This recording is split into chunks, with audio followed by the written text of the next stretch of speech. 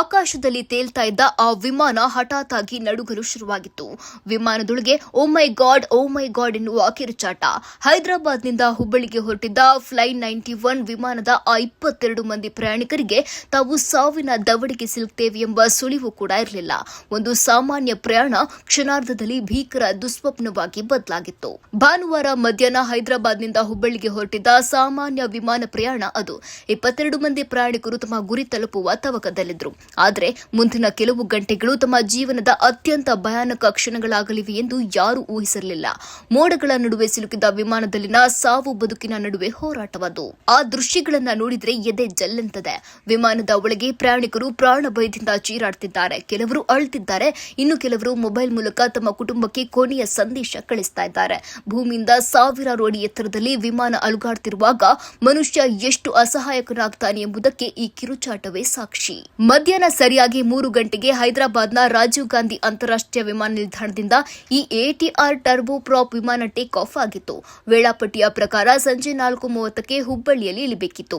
ಆದರೆ ಹುಬ್ಬಳ್ಳಿ ಸಮೀಪಿಸುತ್ತಿದ್ದಂತೆ ಹವಾಮಾನ ಸಂಪೂರ್ಣ ಹದಗೆಟ್ಟಿತ್ತು.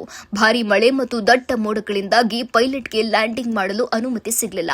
10-20 ನಿಮಿಷವಲ್ಲ, ಹಲವು ಗಂಟೆಗಳ ಕಾಲ ವಿಮಾನ ಆಕಾಶದಲ್ಲೇ ಸುತ್ತಾಕಬೇಕಾಯಿತು. ಹುಬ್ಬಳ್ಳಿ, ಮುಂಡಗೋಡ, ದಾವಣಗೆರೆ ಮತ್ತು ಶಿವಮೊಗ್ಗದ ಮೇಲೆ ವಿಮಾನ ಸುಮಾರು 4 ಗಂಟೆಗಳ ಕಾಲ ಅಲೆದಾಡಿತು. 90 ನಿಮಿಷದ ಪ್ರಯಾಣ 4 ಗಂಟೆಗಳ ಭೀಕರ ಕಾಯುವಿಕೆಯಾಗಿ ಬದಲಾಯಿತು.